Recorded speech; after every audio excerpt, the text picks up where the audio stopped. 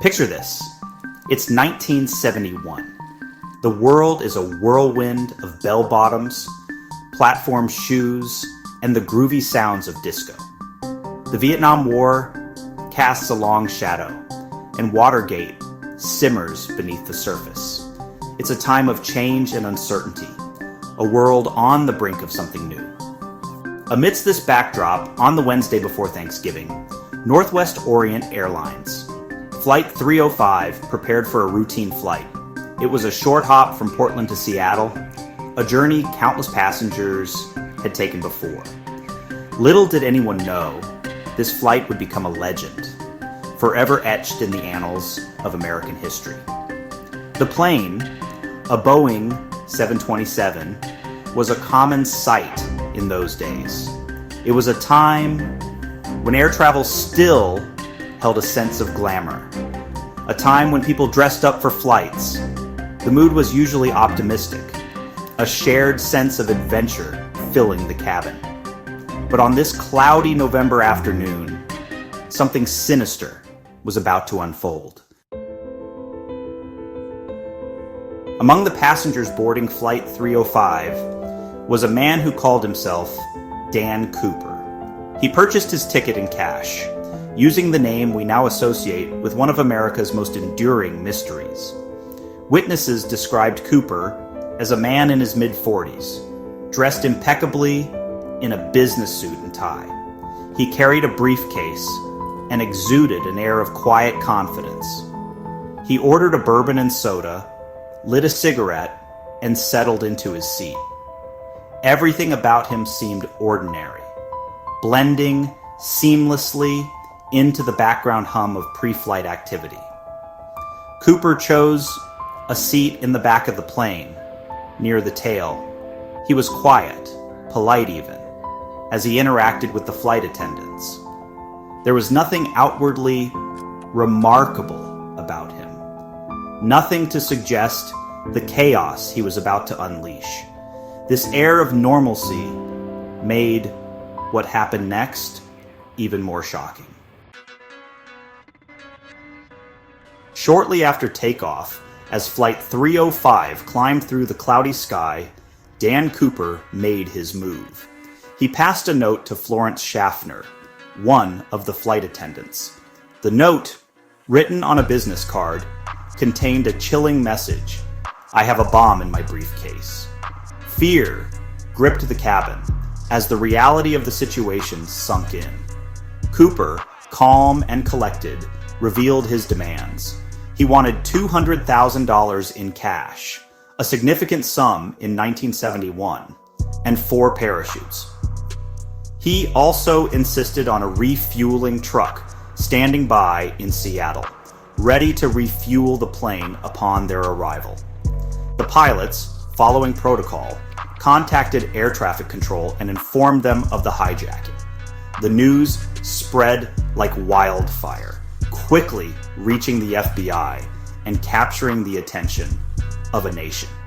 Flight 305 became a crucible of tension and fear, a metal tube hurtling through the sky with an uncertain fate.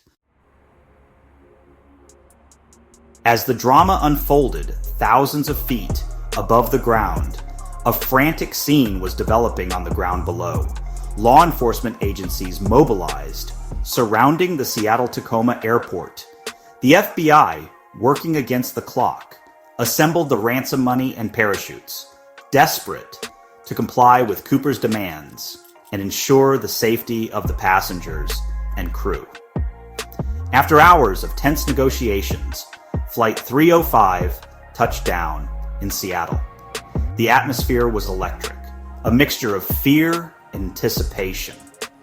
Cooper, true to his word, released 36 passengers in exchange for the ransom money and parachutes. The remaining crew, held hostage, prepared for the next stage of Cooper's audacious plan. Into the night, the daring escape. With the ransom delivered and the plane refueled, Cooper directed the pilots to take off once more. He instructed them to set course east, towards Mexico City, flying at a low altitude and with the rear air stair deployed. As the Boeing 727 rumbled through the night sky, somewhere over the rugged wilderness of the Pacific Northwest, Dan Cooper, clutching the ransom money, strapped on a parachute and jumped into the darkness. It was a daring escape, a leap of faith into the unknown. The pilots, shaken but unharmed, landed the plane safely in Reno, Nevada. The passengers and crew were safe, but the hijacker, the man who called himself Dan Cooper, had vanished without a trace. The aftermath and a nationwide manhunt. The successful hijacking and daring escape of D.B. Cooper sent shockwaves across the United States. The FBI launched a massive investigation, one of the largest and most complex in its history, determined to bring the cunning fugitive to justice. The story captivated the nation. Here was a man who, against all odds, had committed the perfect crime. He had outwitted the authorities, disappeared with a small fortune, and become a folk hero to some.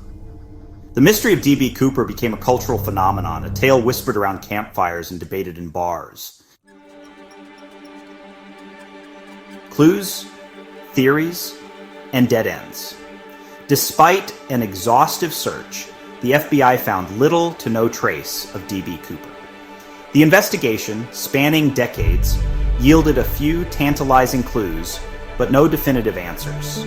A portion of the ransom money, discovered years later along a riverbank, only deepened the mystery. Theories abound, ranging from the plausible to the outlandish. Some believe Cooper perished during his daring escape, his body lost in the vast wilderness. Others speculate he survived, living out his days under an assumed identity. The ill-gotten gains, a constant reminder of his daring feat. The legend lives on. Did D.B. Cooper survive? More than 5 decades have passed since that fateful November day in 1971.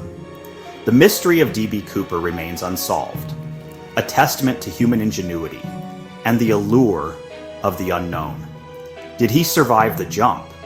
Did he spend the rest of his life looking over his shoulder? Or did the wilderness swallow him whole, his bones left to bleach under the sun? The answer, lost to time, continues to fascinate and intrigue. The story of D.B. Cooper isn't just about a daring crime. It's about our enduring fascination with mystery, our desire for answers in a world that often provides none. It's a story that reminds us that even in our age of instant information and technological advancement, some secrets remain stubbornly out of reach.